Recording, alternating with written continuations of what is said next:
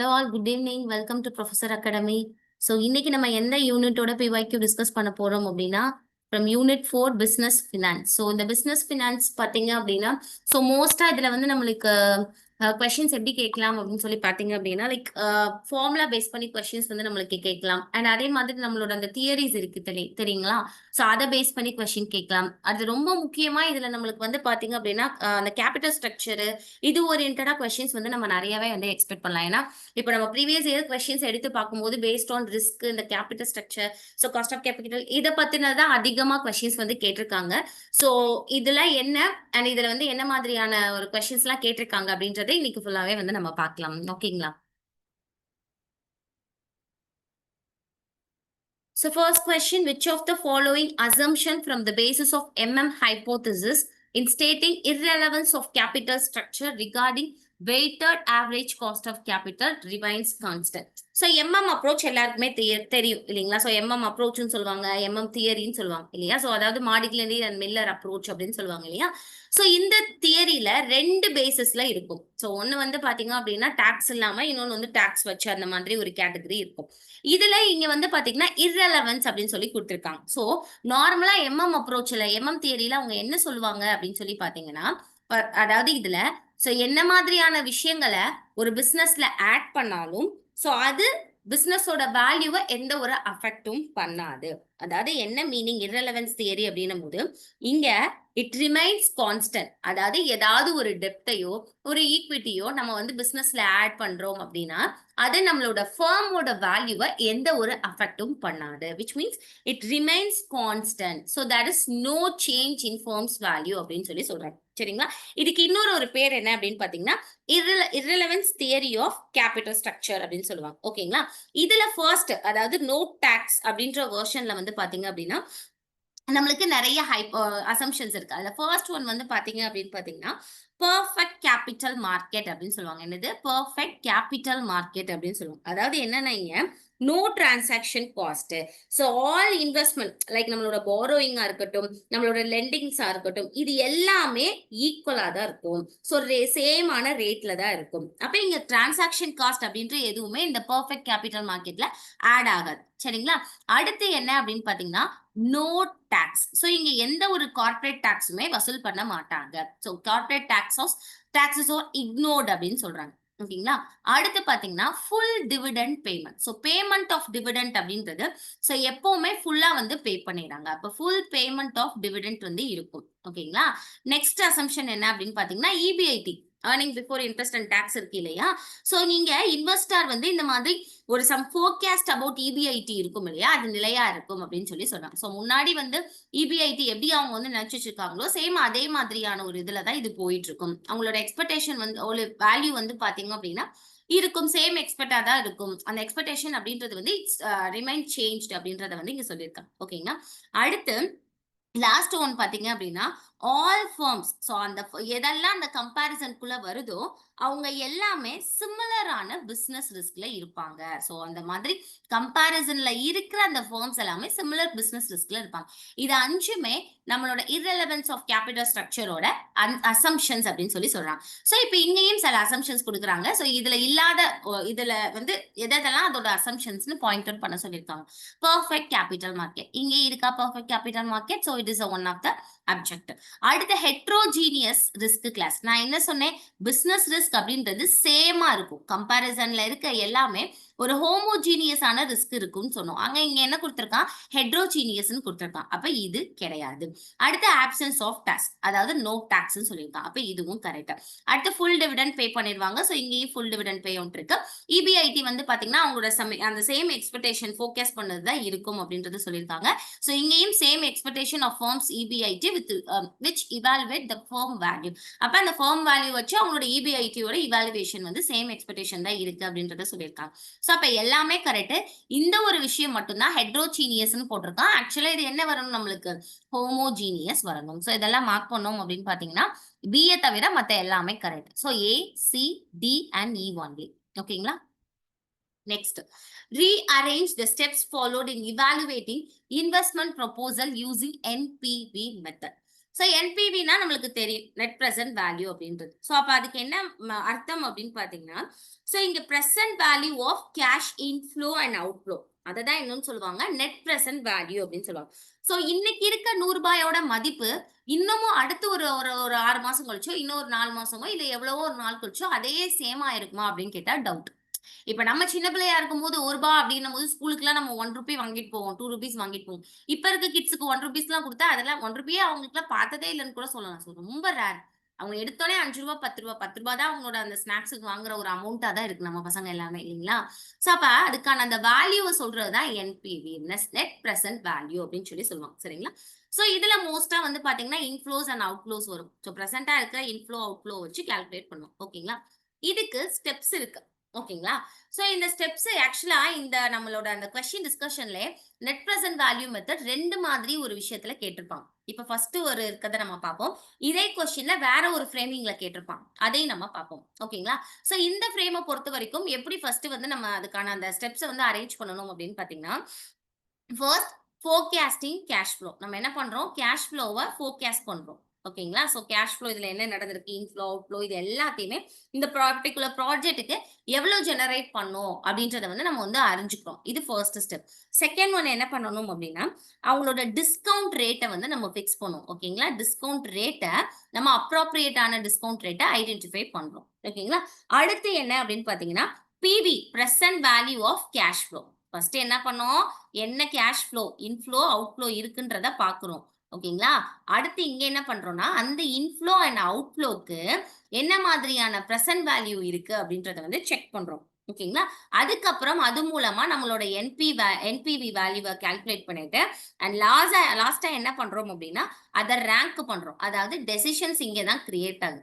நம்மளோட NPV value வந்து positive அப்படின்னும்போது அந்த ப்ராஜெக்ட் வந்து அக்செப்ட் பண்ணப்படும். சரிங்களா? அததான் இங்க சொல்லியிருக்காங்க. ஆக்சுவலா இதுதான் வந்து ஸ்டெப்ஸ். நார்மலா it start from identifying of inflows and outflows. ஒரு ஒரு ஃபர்ம் இருக்காங்கன்னா, அவங்களோட இன்ஃப்ளோஸ் அண்ட் அவுட்ஃப்ளோஸ் என்ன அப்படின்றத ஐடென்டிஃபை பண்ணுவாங்க. அண்ட் டிஸ்கவுண்ட் ரேட் என்னன்னு கால்குலேட் பண்ணுவாங்க. அதுக்கு பிவி பாயிண்ட்ல என்ன மாதிரியான இன்ஃப்ளோஸ் அண்ட் அவுட்ஃப்ளோஸ்க்கான பாயிண்ட். அதுக்கப்புறம் என்பிவி வேல்யூ பர்ட்டிகுலரா அதோட இன்ஃப்ளோ அண்ட் அவுட்ஃப்ளோ வச்சு நம்ம கால்குலேட் பண்றோம். அதுக்கப்புறம் டெசிஷன்ஸ் எடுக்கும். இதுதான் ஆக்சுவல் ப்ராசஸ். ஓகேங்களா? சோ அப்ப இங்க குடுத்திருக்கத பாருங்க. ஃபர்ஸ்ட் என்ன பண்ணணும் நம்ம? கேஷ் ஃப்ளோவ கண்டுபிடிக்கணும். எங்க இருக்கு? ஆப்ஷன் சி பாருங்க. Forecasting cash flow. அப்ப இது ஃபர்ஸ்ட் ஸ்டெப். செகண்ட் என்னது? கேஷ் ஃப்ளோ கண்டுபிடிச்சதுக்கு அப்புறம் டிஸ்கவுண்ட் ரேட்ட கண்டுபிடிக்க போறோம். அப்ப இது செகண்ட். அடுத்து PV cash inflow and outflow. அதுக்கான அந்த பிரசன்ட் வேல்யூக்கான flows. Calculate present value of flow. சரிங்களா? சோ அப்ப இது தேர்ட்.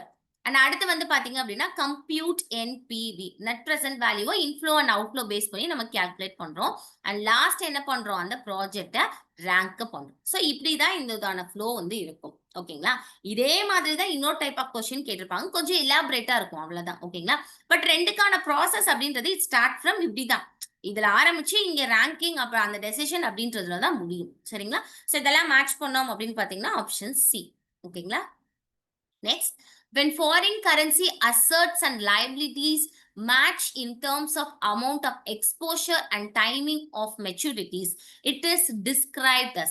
அதாவது நம்ம ஒரு ஃபாரின் கண்ட்ரில இருந்து வாங்குற அசட்ஸும் லைபிலிட்டிஸும் ஈக்குவலா இருக்கு. எது அமௌண்ட் மட்டும் கிடையாது. அதுக்கான அந்த பீரியட் ஆல்சோ ஈக்குவலா இருந்தா அதை என்ன மாதிரியான ஹெட்ஜ் அப்படின்னு சொல்லுவோம்னு கேட்டிருக்காங்க. ஃபர்ஸ்ட் ஆப்ஷன்ஸ் ஒவ்வொன்றுக்கும் மீனிங் பார்க்கலாம். ஃபினான்ஷியல் ஹெட்ஜ் அப்படின்றது என்ன மீனிங் அப்படின்னு பாத்தீங்கன்னா, ஸோ ஃபினான்ஷியல் அப்படின்னும் போது லைக் இந்த ஃபார்வர்டு ஆப்ஷன்ஸ் எல்லாம் இருக்கு இல்லையா? நார்மலா ஹெட்ஜ்ன்றது என்னது? ஒரு லாஸ ப்ரொடெக்ட் பண்றதுக்கு, ரிஸ்க ப்ரொடெக்ட் பண்றதுக்கு குடுக்குறது. அப்ப ஃபினான்ஷியல் ஹெட்ஜ்ல என்ன பண்றாங்கன்னா, இந்த மாதிரி ஃபார்வர்டு ஆப்ஷன்ஸ் எல்லாம் இருக்காங்க இல்லையா? முன்னாடியே பேசி வச்சுட்டு அதுக்கான ரேட்ட ஃபிக்ஸ் பண்ணி பண்ணுவோம். அத தான் நம்ம ஃபார்வர்ட் ஆப்ஷன் சொல்லுவோம். ஸோ அதெல்லாமே ஃபினான்ஷியல் ஹெட்ஜ் கீழ வரும். நேச்சுரல் ஹெட்ஜ் அப்படின்றது என்ன அப்படின்னு பாத்தீங்கன்னா, இந்த நேச்சுரல் ஹெட்ஜ்ல இந்த மாதிரி ஒரு கம்பெனி அவங்களுக்கான அந்த பேமெண்ட் அமௌண்ட்டும் அவங்களுக்கான ரிசீவ்டு அமௌண்ட்டும் ஃபாரின் கம்பெனில இருந்து வர்றது ஈக்குவலா இருக்கும். சரிங்களா? சோ ஈக்குவலா இருக்கும். ஈக்குவல் அமௌண்ட் நான் என்ன பண்ணுவேன்? ஃபாரின் கம்பெனிக்கு பே பண்ற மாதிரியும் இருக்கும். அதே மாதிரி ஈக்குவல் அமௌண்ட் ரிசீவ் பண்ற மாதிரி இருக்கும். ஒண்ணு இல்ல. இப்போ வந்து பாத்தீங்கன்னா, ஃபார் எக்ஸாம்பிள் நான் வந்துட்டு யுஎஸ்ல இருந்து ஒரு ப்ராடக்ட் வந்து இப்ப எனக்கு இந்தியா இருக்காங்க. ஓகேங்களா? இது வந்து யுஎஸ்க்கு ஒரு பொருள எக்ஸ்போர்ட் பண்ணிருக்கு. அப்ப எக்ஸ்போர்ட் பண்ணேன் அப்படின்னா, எனக்கு யுஎஸ் வந்து என்ன பண்ணுவான்? சர்டன் அமௌண்ட்ட வந்து குடுப்பான் இல்லையா? அதே மாதிரி இந்தியா வந்து பாத்தீங்க அப்படின்னா, யூஎஸ்ல இருந்து ஒரு பர்டிகுலர் ப்ராடக்ட்டை இம்போர்ட்டும் பண்ணிருக்கு. நாட் ஓன்லி யூஎஸ் மட்டுமா, யூஎஸ்க்கும் இந்தியாவுக்கு மட்டும் தான் நடக்கணுமான்னு கேட்டா அப்படி கிடையாது. நார்மலா ஒரு ஃபாரின்ல நடக்கிற அந்த இன்ஃப்ளோவும் அவுட்ஃப்ளோவும் ஈக்குவலா இருக்கணும். அததான் இங்க சொல்றாங்க. அப்ப ஒரு 3 மாசம் கழிச்சு நான் பே பண்ண வேண்டிய அமௌண்ட் வந்து பாத்தீங்கன்னா ஒரு $3000 இருக்கு. அதே மாரி 3 மாசம் கழிச்சு நான் ரிசீவ் பண்ண வேண்டியது எக்ஸ்போர்ட்க்காக ரிசீவ் பண்ண வேண்டிய அமௌண்ட் வந்து பாத்தீங்கன்னா ஒரு $3000 இருக்கு. இத தான் என்னன்னு சொல்லுவாங்க அப்படின்னு பாத்தீங்கன்னா நேச்சுரல் ஹெட்ஜ். சப்போஸ் அவன்ட்ட பே பண்ண அமௌண்ட் இல்ல அப்படின்னாலும் அவன் இந்த ரிசீவ் பண்ற அமௌண்ட் வச்சு என்ன பண்ணிடுறான்? கை மாத்தி விட்டுறான். சரிங்களா? அந்த இந்த ஒரு பேச்சு வழக்கெல்லாம் இருக்கும் பாத்தீங்களா? அவங்க கிட்ட வாங்கி நான் உங்களுக்கு கை மாத்தி விடுறேன்னுவாங்கல்ல, அததான். அந்த மாதிரி தான் இந்த நேச்சுரல் ஹெட்ஜ்ன்னு இருக்கு. ஓகேங்களா? பெர்ஃபெக்ட் ஹெட்ஜ் அப்படின்றது என்னன்னா, கம்ப்ளீட்லி இங்க வந்து பாத்தீங்கன்னா, ஒரு லைக் ஒரு ஒரு அவங்கள வந்து ரிஸ்க்ல இருந்து புரொடெக்ட் பண்ணணும் அப்படின்றது தான் இவங்களோட ஒரு முக்கியமான ஒரு இது. சரிங்களா? பட் என்ன ஒரு விஷயத்துல இருக்கும்னா, பேஸ்ட் ஆன் கான்ட்ராக்ட் மாதிரி இங்க போயிரும். ஒரு கான்ட்ராக்ட், அக்ரீமெண்ட் அந்த மாதிரி போயிரும். நெட்டிங் அப்படின்றது என்னன்னா, மல்டிபிள் கம்பெனி ஒரு குரூப் ஆஃப் கம்பெனி இருக்கான் அப்படின்னா, அந்த குரூப் ஆஃப் கம்பெனிட்ட இருக்கிற அந்த அசெட்ஸ் லையபிலிட்டிய வச்சு ஆஃப்செட் பண்றது. ஒரு குரூப் பேசிஸ்ல ஆஃப்செட் பண்றது. ஓகேங்களா? கேட்டிருக்க question foreign currency, asset and liability, same amount, timing, maturity same. இது எல்லாம் எதுல நம்ம பார்த்தோம்? ஃபினான்ஷியலா, நேச்சுரலா, பெர்ஃபெக்ட்டா, நெட்டிங்கா? நேச்சுரல். அப்ப ஈக்குவலா நான் ரிசீவ் பண்றதும் சரி, பே பண்றதும் சரி, ஃபாரின் அதுதான் இங்க முக்கியம். ஃபாரின் கரன்சி ஈக்குவலா அந்த பேமெண்ட்டும் ஈக்குவலா இருக்கு அப்படின்னும்போது, அததான் என்னன்னு சொல்லுவாங்க நேச்சுரல் ஹெட்ஜ். இது வந்து ஒரு ரிஸ்க் வந்து ரொம்ப கம்மியா இருக்குன்றாங்க. ஏன்னா நம்ம வாங்கி அத அப்படியே மாத்தி விடுறோம். சோ அப்ப இதுக்குன்னு தனியா வராம போயிடுச்சுனான்றதெல்லாம் நம்ம பயப்பட தேவையில்ல அப்படின்னு சொல்றாங்க. ஓகேங்களா? அடுத்து in which of the following situation payback period method is advised for evaluation of investment opportunity. So பிபின்னு சொல்லுவாங்க. பே பேக் பீரியட் அப்படின்னு சொல்லிட்டு. ஓகேங்களா? PP period. அப்படின்னா என்னன்னா பே பேக் பீரியட். அதாவது பே பேக் பீரியட் அப்படின்னும் போது how long it will take to get back your investment. So how long நான் என்னோட இன்வெஸ்ட்மெண்ட்டை திரும்ப என் கையில வாங்குறதுக்கு how long it will take அப்படின்றத மெஷர் பண்றது தான் பே பேக் பீரியட் அப்படின்னு சொல்லுவாங்க. இது மோஸ்டா எப்ப அண்ட் வென் அந்த when and why they are using ஒரு கம்பெனி இஸ் யூசிங் அப்படின்னு பார்க்கும்போது இஃப் ஒரு கம்பெனி வந்து ரொம்ப ஓவரா அதிக அளவு டெப்ட் வச்சிருக்காங்க அப்படின்னா அந்த மாதிரி டயத்துல என்ன பண்றாங்க எப்ப நம்மளோட இன்வெஸ்ட்மெண்ட் வந்து நம்ம கைக்கு வருமோ அப்பதான் அந்த டெப்ட் எல்லாம் நம்ம சரி பண்ண விடும் அப்படின்னு அவன் நினைப்பான். அதே மாதிரி ஒரு ரிஸ்கான ஒரு அன்சர்டனான ஒரு நல்ல ஒரு ஃப்ளோ இல்ல பிசினஸ்ல அப்படின்னும் போது அப்பவும் என்ன பண்ணுவான் அவன் இந்த மாதிரி பேபேக் பீரியட வந்து கால்குலேட் பண்ணும். ஓகேங்களா? சிம்பிளா சொல்ல போனா அவன் ரிஸ்கா ரொம்ப வந்து ஒரு ப்ராப்ளமேட்டிக்கான சிச்சுவேஷன்ல இருக்கான் அப்படின்னும் போதெல்லாம் கண்டிப்பா இந்த பேபேக் பீரியட் வந்து அவன் வந்து கால்குலேட் பண்ணுவான். இதுதான். ஓகேங்களா? இந்த ஓவர் லிவரேஜ் அப்படின்றது எதை மீன் பண்ணும்னா the company which has more debt. So எந்த கம்பெனி அதிக அளவு டெப்ட் வச்சிருக்காங்களோ அந்த கம்பெனி என்னன்னு சொல்லுவாங்க ஓவர் லிவரேஜ் கம்பெனின்னு சொல்லுவாங்க. ஸோ அந்த மாதிரி பிசினஸ் என்ன சொன்னேன் நான் உங்களுக்கு பேபேக் பீரியட் வந்து கால்குலேட் பண்ணுவாங்கன்னு சொன்னேன். அப்ப இது வரும். அடுத்து cash rich businesses. So cash rich businesses தேவையில்லை. ஸோ எந்த ஒரு கம்பெனி ட்ரபிள் பேஸ் பண்றாங்களோ அவங்க மட்டும் தான் இதை கால்குலேட் பண்ணுவாங்க. அப்ப இவனுக்கு தேவையில்லை. அதே மாதிரி uncertain market condition. So market condition சரியா வரல, அவனுக்கான என்வரான்மெண்ட் ஃபேக்டர்ஸ் எதுவுமே ஒத்து போல, பிசினஸ் லாஸ் ஆக்கு அப்படின்னும் போது கண்டிப்பா அவன் பேபேக் பீரியட் கால்குலேட் பண்ணணும். And stable market condition. நல்ல ஒரு மார்க்கெட் கண்டிஷன் இருக்கும் போது அவனுக்கு தேவையில்லை, நல்லா தான் போயிட்டு இருக்கு அப்படின்னும் போது தேவையில்லை. அப்ப இந்த மாதிரி ஒரு க்ளூ வேர்ட் ஞாபகத்துல வச்சுக்கோங்க. பேபேக் பீரியட் அப்படின்னும் போது how long it will take to get back their investment. அது எப்ப கால்குலேட் பண்ணுவாங்கன்னா when a company faces worst situation. So company இந்த மாதிரி ஒரு ஒஸ்டா ஒரு ஒரு ப்ராப்ளமெட்டிக்கான ஒரு ட்ரபிள்ல இருக்காங்க அப்படின்னா அப்ப நம்ம என்ன பண்ணிக்கலாம் இந்த பேபேக் பீரியடை கால்குலேட் பண்ணிக்கலாம். ஸோ அப்ப பார்த்தோம் அப்படின்னா 1 and 3. அப்ப இந்த மாதிரி 2 சிச்சுவேஷன்ல மட்டும்தான் என்ன ஆகும், சாரி 1 and 3 2 மார்க் பண்ணிக்க 1 and 3ல தான் நம்ம என்ன பண்ணிக்கிறோம் இந்த மாதிரி பேபேக் பீரியட் கால்குலேட் பண்றோம். Yes fine. அடுத்து match the list with list 1 with list 2. So capital structure கொடுத்துருக்காங்க, டிஸ்கிரிப்ஷன் கொடுத்துருக்காங்க. ஸோ ஒவ்வொன்றுக்கும் பர்சனலா அதுக்கான அண்டர்ஸ்டாண்டிங் என்ன அப்படின்றத பார்த்துக்கலாம், டெஃபினேஷன் என்னன்னு. ஸோ டார்கெட் கேபிட்டல் ஸ்ட்ரக்சர் அப்படின்னாலே டார்கெட் அப்படின்னாலே என்னன்னா டிஃபைன்டுன்னு ஞாபகத்தில் வச்சுக்கோங்க. ஸ்பெசிஃபிக்கா அதோட அந்த டெப்ரேஷியோ வந்து ஃபிக்ஸ் பண்ணிடுவாங்க. ஓகேங்களா? ஸோ இங்க கம்பெனி இந்த மாதிரி ஸ்பெசிபிக் மிக்ஸ் ஆஃப் டெப்ட் ஈக்விட்டி, அதாவது 60:40, 60% வந்து ஈக்விட்டி, 40% வந்து டெப்ட் அப்படின்ற மாதிரியான ஒரு டிஃபைன் பண்ணப்பட்ட ஒரு ஸ்பெசிபிக்கான ஒரு மிக்ஸை சூஸ் பண்ணாங்கன்னா அதை டார்கெட்னு சொல்லுவாங்க. ஆப்டிமம்னாலே என்னது, மேக்சிமம் அர்த்தம். அப்ப இங்க என்ன பண்ணுவானா company maximum number of benefits எதுல கிடைக்குது, ஒரு பர்டிகுலர் விஷயத்த சூஸ் பண்றேன்னா அது மூலமா என்னோட வேல்யூ என்னோட மேக்ஸிமம் பெனிஃபிட்ஸ் எதுல கிடைக்குதோ அந்த மாதிரியான ஒரு மிக்ஸை வந்து நான் சூஸ் பண்ணுவேன். சரிங்களா? இதுதான் ஒரு க்ளூ வேர்ட் என்னது? ஆப்டிமம்க்கு மேக்ஸிமம் ஞாபகம் வச்சுக்கோங்க. காஸ்ட் ஆஃப் ஃபினான்ஷியல் டிஸ்ட்ரெஸ் அப்படின்னா என்ன அர்த்தம்னா, டூ மச் டெப்ட் வந்து ஃபேஸ் பண்ணுவோம். ரொம்ப அதிகமான டெப்ட். கம்பெனி அதிக அளவு அவனோட தேவைக்கும் அதிகமா இப்போ ஒரு கடனை அடைக்க ஒரு கடன், ஒரு கடன் அடைக்க ஒரு கடன் அப்படின்னு அடுக்கடுக்கி போயிட்டே இருக்கிறது தான் இந்த மாதிரி ஃபினான்ஷியல் டிஸ்ட்ரெஸ் அப்படின்னு சொல்லுவோம். லைக் ஒரு ஒரு கிரெடிட் ரேட் ட்ராப்பா இருக்கட்டும், ஒரு பேங்க்ரப்சி இந்த மாதிரியான ரிஸ்க் எல்லாமே இதுல இருக்கும். அடுத்து ப்ரீபோசிஷன் டூ. சோ நம்ம ஆல்ரெடி ஃபர்ஸ்ட் இதுல வந்து 1 பார்த்தோம் இல்லையா? இந்த 2 அப்படின்னும் போது இங்க அங்க வந்து ரிமைன்ஸ் கான்ஸ்டன்ட்னு பார்த்தோம். இங்க என்னன்னா ஒரு ஒரு கம்பெனியோட வேல்யூஸ்ல லைக் அவங்களோட ஈக்விட்டி இந்த மாதிரியான விஷயங்கள டெப்ட் இதெல்லாம் ஆட் ஆகுது அப்படின்னும் போது அவங்களோட ரிட்டர்ன் ஆல்சோ சேஞ்ச். பட் என்ன ஒரு விஷயம்னா ரிஸ்க்கும் அங்க அதிகமாகும். இததான் வந்து அப்ரோச்ல 2ல சொல்றான். 1ல நம்ம பார்த்தா 5 அண்ட் இட் ரிமைன்ஸ் கான்ஸ்டன்ட். 2 பொறுத்த வரைக்கும் அப்படியே அதுக்கு ஆப்போசிட். எக்ஸ்ட்ரா ஆட் பண்ணா சேஞ்ச் ஆகும். பட் ரிஸ்க் உங்களுக்கு அதிகமா இருக்கும்னு சொல்லுவான். இதுதான். ஓகேங்களா? இப்ப இங்கிட்டு பார்க்கலாம். Expected yield on equity capital equal to the pure equity return plus premium for financial risk. அப்ப financial risk ஓட அடிஷனலா சேர்ந்த ஒரு விஷயம். ஸோ அவங்களுக்கான ஈக்விட்டி கேபிட்டல் எல்லாமே வந்து இது அதோட அடிஷனலா ஆட் ஆகும்போது ஃபினான்ஷியல் ரிஸ்க்கும் அடிஷனலா ஆட் ஆகுது. அப்ப இதை நான் என்னன்னு சொன்னேன்? எம்எம் அப்ரோச் இல்லையா? அப்ரோச்ல தான் அடிஷனலா நான் ஏதாவது ஒரு விஷயத்த வந்து நான் ஆட் பண்ணேன் அப்படின்னும் போது இந்த மாதிரி ஈக்விட்டி ரிட்டர்ன் வந்து எனக்கு எக்ஸஸ் ஆகும்போது எனக்கான அந்த ஃபினான்ஷியல் ரிஸ்க்கும் எக்ஸஸ் ஆகும். இதுதான் ஓகேங்களா? அப்ப தான் இதுக்கான match. It refers the perceived cost due to increased ratio of டெப்ட். டெப்ட் அதிகமா இருக்கிறத நம்ம என்னன்னு பார்த்தோம்? Cost of financial. அப்ப இதுக்கு மேட்ச் வந்து பாத்தீங்கன்னா 2. And at next, this the debt ratio firm strives to achieve. அப்போ ஒரு firm அப்படின்னா இந்த மாதிரி ஒரு அச்சீவ்மெண்ட்டுக்காக எடுக்கிற ஒரு டெப்ட் மிக்ஸ். அப்ப இது ஒரு ஸ்ட்ரக்சர்டான ஒரு விஷயம். சரிங்களா? சோ அதனால இதுக்கு வந்து ஃபர்ஸ்ட் மேட்ச். நெக்ஸ்ட் டெப்ட் equity ratio maximise the firm value. So மேக்ஸிமைனான என்னன்னு சொல்ல? ஆப்டிமம். ஸோ ஆப்டிமம்னா மேக்ஸிமம், மேக்ஸிமம்னா ஆப்டிமம். அப்ப இந்த மாதிரி ஒரு மேக்ஸிமம் எதுல எனக்கு பெனிஃபிட் கிடைக்குதோ அதை நான் சூஸ் பண்ணுவேன். அப்ப இதுக்கான மேட்ச் வந்து பாத்தீங்க அப்படின்னா 4. சரிங்களா? சோ இதெல்லாம் மேட்ச் பண்ணோம் அப்படின்னா answer B. Next the portfolio theory articulates diversification to reduce which of the following. Portfolio theory என்ன சொல்லுதுன்னா டைவர்சிஃபை பண்ணுங்க. இன்ஸ்டெட் ஆஃப் ஒரே ஒரு விஷயத்துல பண்றதுக்கு பதிலா ஸ்பிளிட் பண்ணிக்கோங்க, டைவர்சிஃபை பண்ணிக்கோங்க உங்களோட இன்வெஸ்ட்மெண்ட்னு சொல்றாங்க.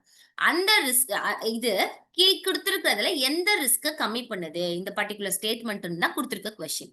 இப்ப மார்க்கெட் ரிஸ்க் அப்படின்னும் போது ஃபுல் அண்ட் ஃபுல் மார்க்கெட் ஓரியன்டா இருக்கும். அதாவது லைக் எக்கனாமிக் ஃபேக்டர்ஸ் இருக்காங்களே, ஜிடிபி, growth, ஸோ இந்த மாதிரியான ஃபேக்டர்ஸ் ஓரியன்டா இருக்கும். ஃபினான்ஷியல் அப்படின்னும் போது full and full financial position of the firm. ஒரு கம்பெனியோட என்டையர் ஃபினான்ஷியல் பொசிஷன் ஓரியன்டா வந்து இருக்கும். ஓகேங்களா? அன்சிஸ்டமேட்டிக் ரிஸ்க் அப்படின்றது என்னன்னா pudding all X into one basket. Pudding all X into இந்த வாக்கியம் கேள்விப்பட்டிருப்பீங்க இல்லையா? Into one basket. அப்படின்னா என்னன்னா எல்லா முட்டையையும் ஒரே கூடையில திணிக்கிறது. அப்படி திணிக்கும் போது அடியில இருக்கிற முட்டை, நடுவுல இருக்க முட்டை எல்லாம் உடைஞ்சு போக வாய்ப்பு இருக்கு இல்லையா? இந்த ரிஸ்க தான் அன்சிஸ்டமேட்டிக் ரிஸ்க்னு சொல்லுவாங்க. பிசினஸ் ரிஸ்க் அப்படின்னும் போது அவங்களோட கோர் பிராக்டிசஸ் இருக்கும் இல்லையா? அதுல ஏற்படுற ரிஸ்க். சரிங்களா? நார்மலா ஒரு கஸ்டமரை இழக்கலாம், எம்ப்ளாயிஸோட அந்த ரிட்டென்ஷன் வந்து கம்மியாகலாம். இது எல்லாமே பிசினஸ் ரிஸ்க்ன்ற கணக்குல வந்துடும். சரிங்களா? அப்ப கொடுத்திருக்க கொஸ்டின் அபவுட் டைவர்சிபிகேஷன்.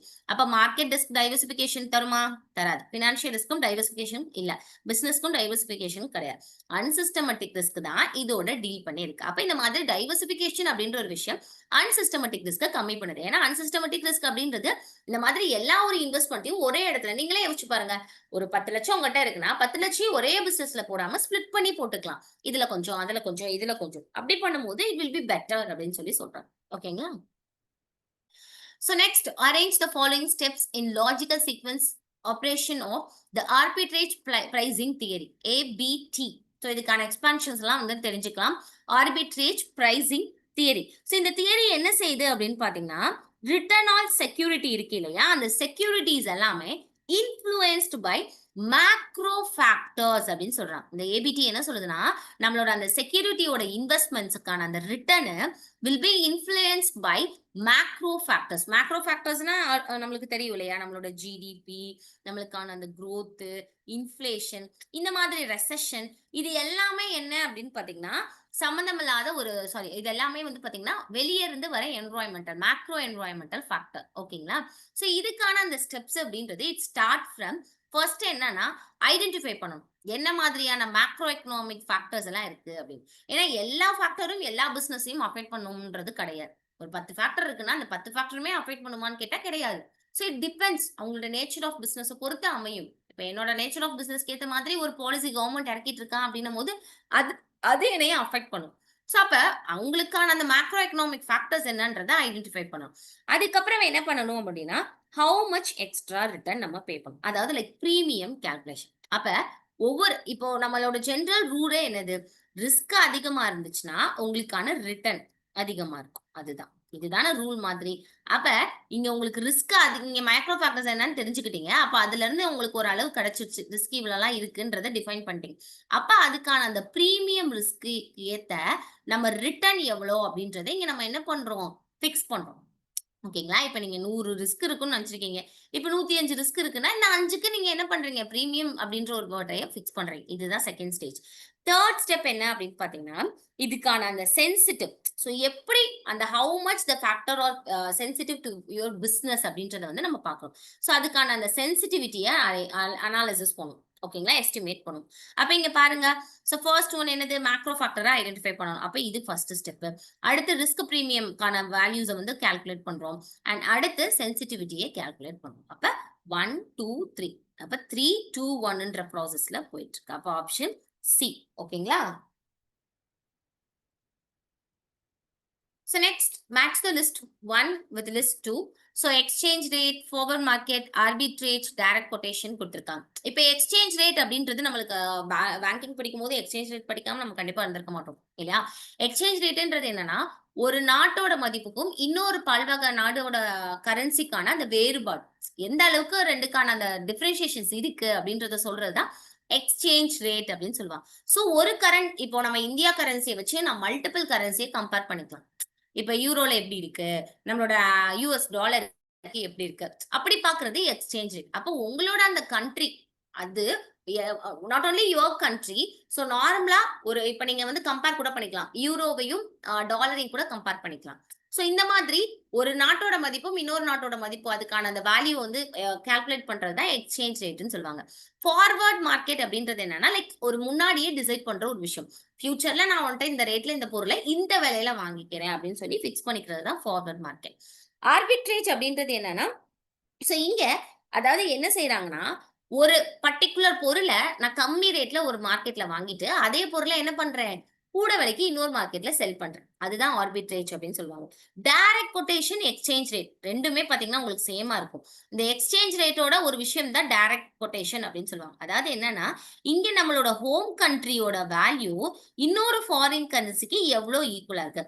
இப்போ ஒண்ணும் இல்ல, இப்ப நம்மளோட ஒரு யூஎஸ் டாலர் இருக்கு இல்லையா, யூஎஸ்டி, அது நம்மளோட ஐஎன்ஆரோட மதிப்புக்கு அரௌண்ட் 75 to 80 இருக்கும் இல்லையா. சோ 75ல இருந்து 80 ரூபாய்க்குள்ள இருக்கும்னு கேள்விப்பட்டிருக்கோம். அப்ப இந்த மாதிரி உங்க ஹோம் கண்ட்ரிய இன்னொரு ஒரு கண்ட்ரியோட ஸ்பெசிபிக்கா ஒரு யூனிட்டுக்கு நீங்க எவ்வளவு யூனிட் கொடுக்கணும் அப்படின்றத டிசைட் பண்றது டைரக்ட் கொட்டேஷன். புரியுதுங்களா? அப்ப நான் ஒரு யூஎஸ் டாலருக்கு 75 ரூபாய் ஸ்பெண்ட் பண்ணணும் என்னோட இந்தியன் கரன்சியில், அப்படி சொல்றது டைரக்ட் கொட்டேஷன். பட் இந்த எக்ஸ்சேஞ்ச் ரேட் அப்படின்றது என்னன்னா இந்த மாதிரி கரண்ட் மல்டிபிள் ஃபாரின் கரன்சியை கம்பேர் பண்ணிக்கிறது. அவங்களுக்கான அந்த நான் வந்து ஃபாரின் இந்த மாதிரி ஒரு இன்டர்நேஷனல் லெவல்ல டிரான்சாக்ஷன் பண்ணும்போது இந்த எக்ஸ்சேஞ்ச் ரேட்டை அதிகமா வந்து யூஸ்ஃபுல்லா இருக்கும். சரிங்களா? சோ இப்போ இங்க பார்க்கலாம்.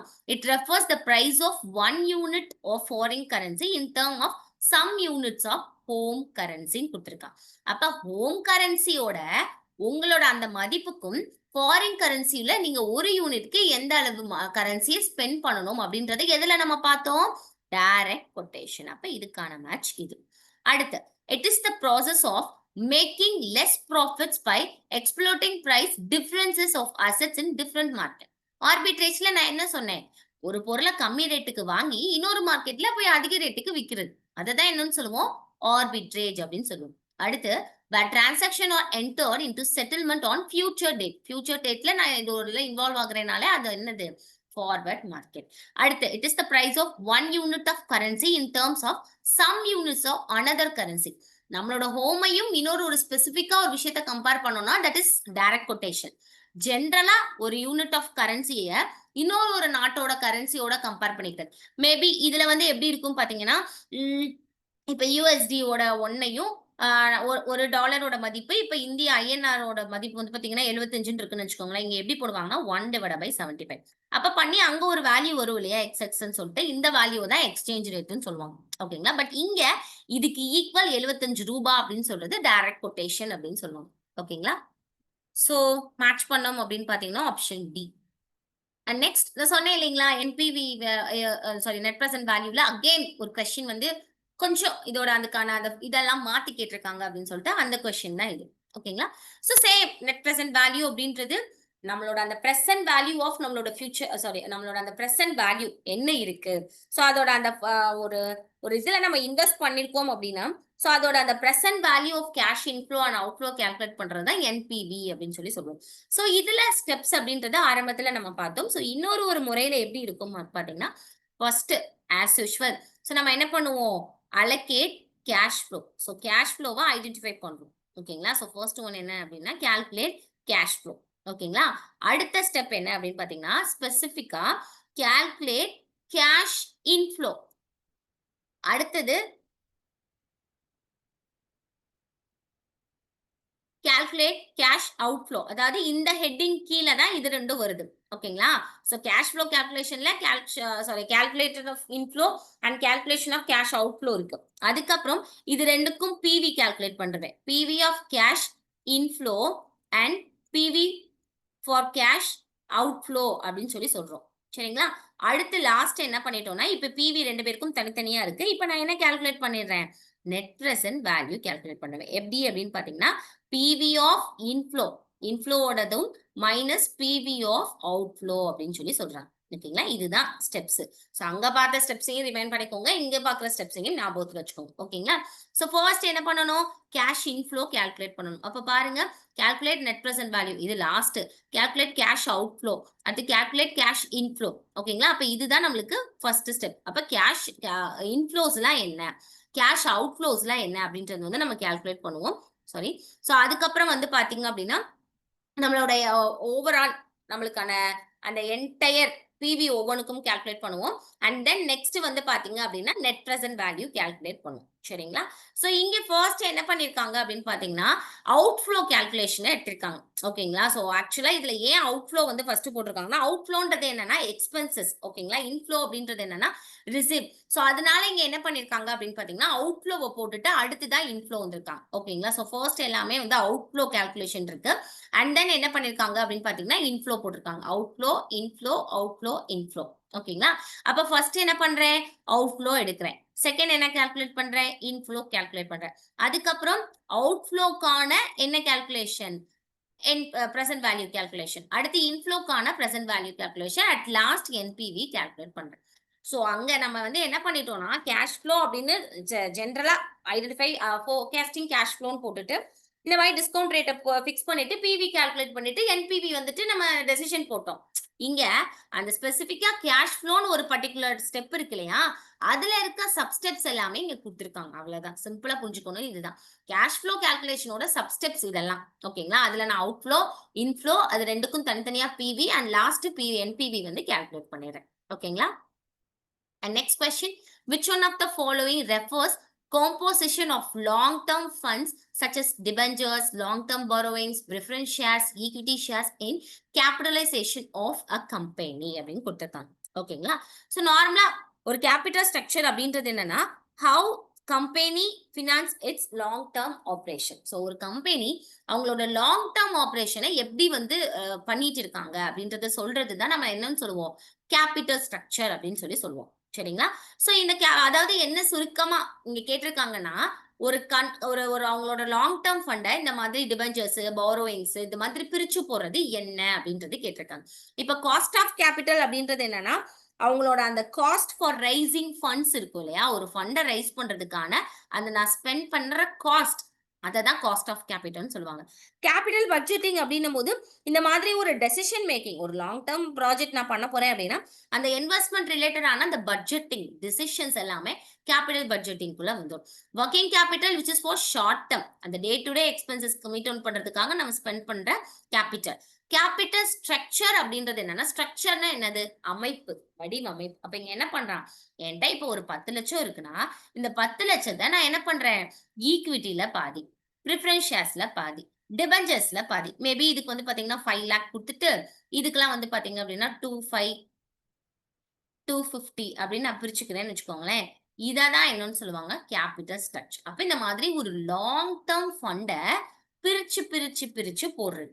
அது என்ன மாதிரியான ஒரு ப்ராசஸ்ன்னு கேட்டிருக்காங்க. So that is capital structure. ஒரே ஒரு அமௌண்ட் லாங் டெர்ம் ஃபண்ட் இந்த ஃபண்ட சாரி டிஃபரண்ட் ஆஸ்பெக்ட்ஸ்ல நம்ம வந்து ஸ்ப்ளிட் பண்ணிக்குவோம். ஸோ அதை தான் என்னன்னு சொல்றாங்க? கேபிட்டல் ஸ்ட்ரக்சர் அப்படின்னு சொல்றாங்க. ஓகேங்களா?